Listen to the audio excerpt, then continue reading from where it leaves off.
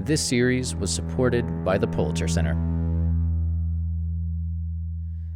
The strongest memory I have from the beginning of the trip is my own inadequacy even to see the land well. This is writer William deBuys. The land was so vast it took me a while to dial in my sense of scale.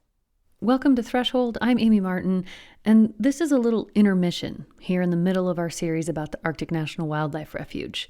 We've talked to a variety of people who live up on the northern edge of the refuge in Kaktovik, and next time we're headed to Arctic Village on the southern boundary. But the space in between these two places, that's the refuge. That's this roadless area roughly the same size as South Carolina or the whole country of Austria. This past summer, Bill deBuys got to do something pretty magical. He took a raft trip from the middle of the refuge down through the mountains and the coastal plain and out to the sea. We started out deep inside the Brooks Range. From the embrace of the high mountains, we went due north along the Hula Hula River, out through the mountains, through the foothills, into the coastal plain, and then out to the edge of the Arctic Ocean. So he had the opportunity to really feel how this territory hangs together. Yes, I am jealous.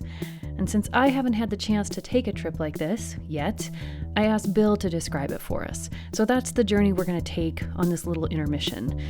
Here's Bill deBuys. I'd never been in such big country, and I've been all over the United States West and in quite a few mountain ranges abroad. But the Brooks Range country was simply vast, and it took me a day or two to sort of recalibrate my perceptions to be able to see it well. What did it sound like up there in the mountains? That was one of the greatest treats, was to hear the long distance silence of the place. When you're out in a really wild place, and the refuge was by far the wildest place I've been to anywhere on this planet, it's as though you can hear the silence rolling in from beyond the horizon. It's the silence that is so spacious and so profound. It seems to come from beyond the limits of sight.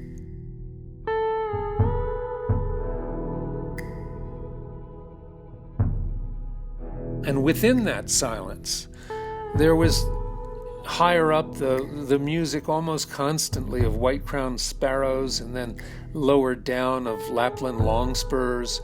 There was always the whisper of the wind, there was the growl of the river, but overall it was just the vastness and the beauty of really deep earth silence. What was it like as you transitioned out of the mountains down into the plains? Like, how did the landscape change, and how did your experience change? Well, two things were going on. The topography was changing, just gradually flattening. There were beautiful rolling hills in the transition from the mountains to the plain. But what also was happening is that the caribou that we had been seeing in groups of 10 and 20 and 30 up in the mountains began to appear in larger and larger congregations. And we would see them in groups of hundreds. And then when we got out into the flat of the coastal plain, we saw them in thousands at a time. It was staggering to see so many animals, so many wild animals at one time.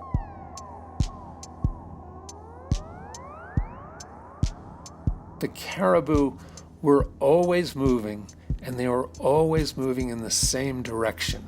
They were always bound northward. We were seeing the Porcupine caribou herd approaching the terminus of its annual migration, which is the longest migration of any terrestrial mammal on planet Earth. And every time we saw the caribou, they were going only in one direction, and they were clicking along at something right around a trot. They were motivated, and they were moving. And in a way, they were making the same journey you were, in the sense that they start on the other side of the Brooks Range and coming over to land on the coastal plain. Did you feel kind of like I don't know, one of the herd? Not so much, but I did feel surrounded. Sometimes we'd look up, and the ridge in the distance would have caribou all along the horizon line, silhouetted by the late sun. We were surrounded by caribou all the time.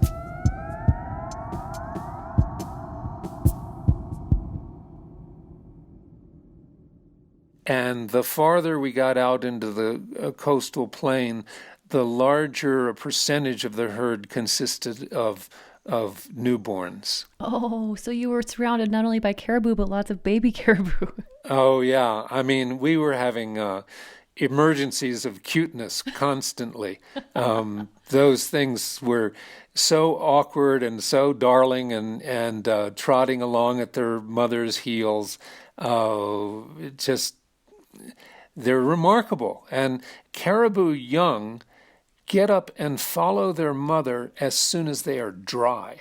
There is no pause in their infancy when they are just on the ground, except when they're just getting dry from the activity of the birth. So they move right along. Oh, and another thing is that in all the time we were watching caribou, I never saw a caribou calf nursing. I have no idea when they get fed because they were always so busy moving and always moving northward.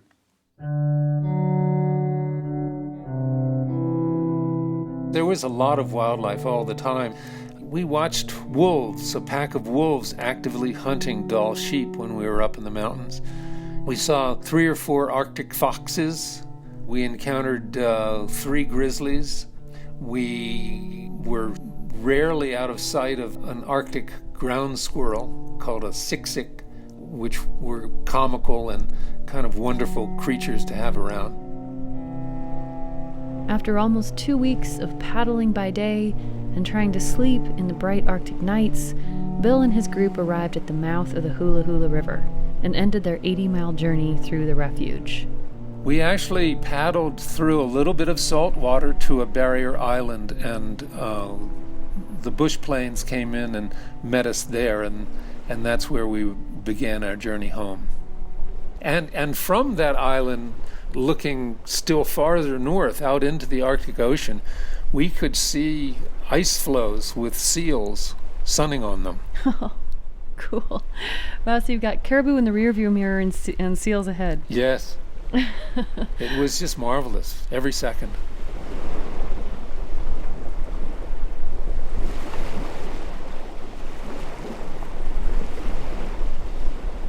These caribou that Bill was surrounded by on his journey, these are the animals that Nora Jane Burns was talking about in our last episode in relation to her hopes for more dialogue with Gwich'in people.